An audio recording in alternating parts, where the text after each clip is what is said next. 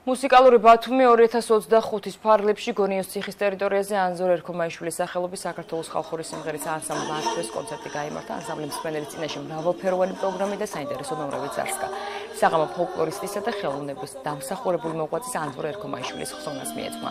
პროექტი მუსიკალური ბათუმი 2025 აჭარის კულტურის სამინისტროს მიერ ინიციირებული პროგრამაა. მისი მიზანია წელიწადის 4-ვე სეზონით საინტერესო და მრავალფეროვანი კულტურული ღონისძიებები დაიტვირთოს, გავითარდეს კულტურული ტურიზმი. ყოფებით აჭარაში შევასრულეთ ჩვენი რეპერტუარი, სხვადასხვა კუთხის რეპერტუარი, ძალიან საინტერესო საღამო გამოდგა. ანსამბლ მართვემ ჩაატარა კონცერტი გონიოს ციხეში.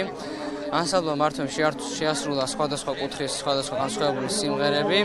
ჩემი აზრით, მაყურებელი ძალიან ყვაყობილი დარჩა, კარგი კონცერტი ჩავატარეთ. წარმოდგენილი იყო ანსამბლ მართვეს ტრადიციული რეპერტუარი, ასევე მოცეკვავეები იყვნენ ჩვენთან ერთად, ჩვენი მართვეს მოცეკვავეები და ყველაზე მთავარი და მნიშვნელოვანი არის ის, რომ დღევანდელი ღონისძიება მიეძღვნა დიდ ანზორ ერქომაიშვილს.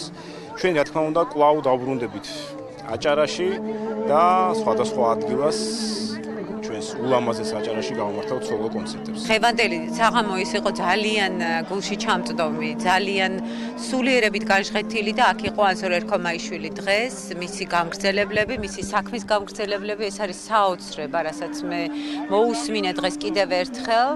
ეს არის ძალიან დიდი ეროვნული საქმე, ეს არის ის, რაც მან დატოვა და მე ვარ ბედნიერი, რომ ამის საშუალება მოგვეცა, რომ ჩვენ დღეს აჭარაში შევძელით გონიოს ისტორიულ ციხეზე ეს ყველაფერი აგვესახა,